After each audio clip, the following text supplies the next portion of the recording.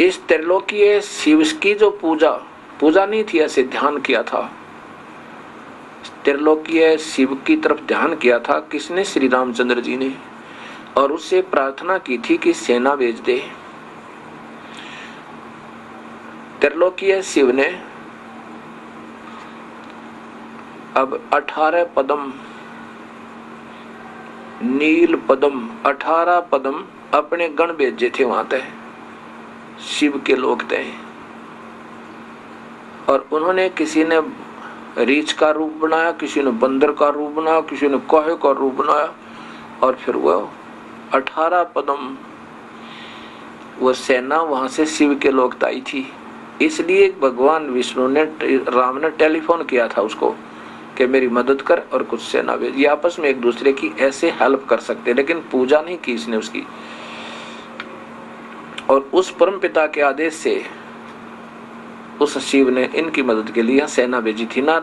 रावण की सेना के सामने कहां से लाई थी ये सेना? जब सुग्रीव की थोड़ी सी सेना थी, 18 पदम होती है, तो 18 पदम सेना वहां से आई थी। ऐसे ये शिव की, वास्तव में ऐसे ही उसको शिव को याद किया था, पूजा नहीं की थी। एक मंत्री दूसरे विभागीय मंत्री की पूजा नहीं, वो अपना एक भाईचारा सहयोग से एक दूसरे की मदद कर सकते हैं, लेकिन पूजा नहीं करते।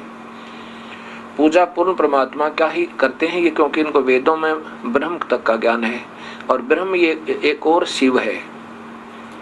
ब्रह्म ही शिव रूप में रहता है एक ब्रह्मांड में, ऐसा समझो। अब ये धीरे धीरे, क्योंकि मैं आपको बताना भी चाहता हूं, लेकिन एकदम मैं ऐसे ढंग से बताना की चेष्टा कर रहा हूं बताने की, कि धीरे धीरे आपके हृदय में यह सच्चाई धीरे धीरे प्रवेश करे। आज ही अगर सारा ही एकदम चारों तरफ से बता दूंगा तो बिल्कुल बुद्धि आपकी अस्वीकार कर जाएगी। अब ऐसा सोचकर चलिए, रे नल नील जतन करे हार, तब सतगुरु से करी पुकार। रे नल नील जतन करे हार, तब सतगुरु से की पुकार। जा सतरे खाल की अपार, सिंधु पे शिला तिराने वाले। जा सतरे खाल लिखी अपार, सिंधु पे शिला तिराने वाले। धन धन सतगुरु सत कबीर भक्त की, पीर मिटाने वाले। धन धन सतगुरु सत कबीर भक्त की, पीर मिटाने वाले। भक्त की पीर मिटाने वाले, भक्त की पीर मिटाने वाले। धन धन सतगुरु सत कबीर भक्त की, पीर मिटाने वाले। अब ऐसे ये पुल का निर्माण हुआ था, कबीर परमेश्वर की रजाते।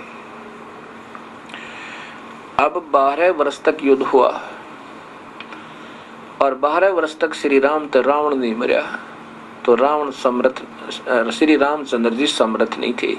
जब इन्होंने देख लिया कि अब तो बात बिगड़ गई, अब ये रावण नहीं मर पा रहा है, निढाल हो गए, तब उस परमेश्वर को याद किया था श्री राम ने कि हे सर्वशक्तिमान, हे परवरदिगार, मेरी रक्षा करो, मेरी मदद करो। उस समय कबीर परमेश्वर आए थे, सतलोक थे,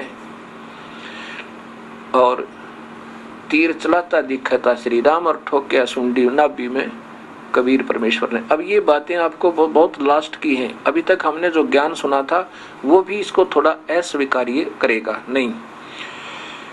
विभीषण ने ये भी बता दिया था कि रावण की नाभि में अमृत है, और वहां से इसके 10 जो सिर भी काट दिए थे वो भी वापस मिल गए, क्योंकि इसने पहले 10 सिर चढ़ा रखे थे काट काट के। उसका प्रतिफल भगवान ने इसको दे दिया, और फिर भी रावण नहीं मर रहा था। खूब कोशिश कर ली थी नाभि में तीर लगाने की, क्योंकि वो बराबर के योद्धा था और काट देता था तीरों को। तब रामचंद्र जी ने पूजा की थी उस परमेश्वर की, ना इस त्रिलोकीय शिव की करी थी, ना इस ब्रह्मलोकीय शिव की। वो वास्तव में उसमें सर्वशक्तिमान को याद किया जाता है, जो तीनों लोकों में प्रवेश करके सबका धारण पोषण करता है। वो परमेश्वर फिर गुप्त रूप में आए और राम दिखत तीर चलाता और चलाया उस पूर्ण परमात्मा ने और ठोक दिया उसकी नाभि में, जब वो राक्षस रावण मरा। गरीबदास जी कहते हैं कि पहुंचूंगा क्षण एक में जन अपने के हेते, हिरण्यकशिपु उदर उदारिया वो रावण मारा खेत।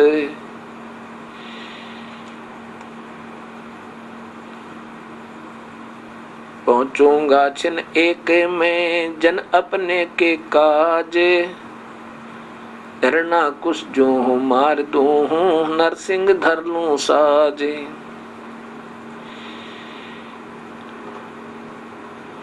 इस प्रकार ये कबीर परमेश्वर की लीला, थोड़ा समय लगेगा आपको समझने में, लेकिन आ जाएगी। सत्य है ये सारी की सारी।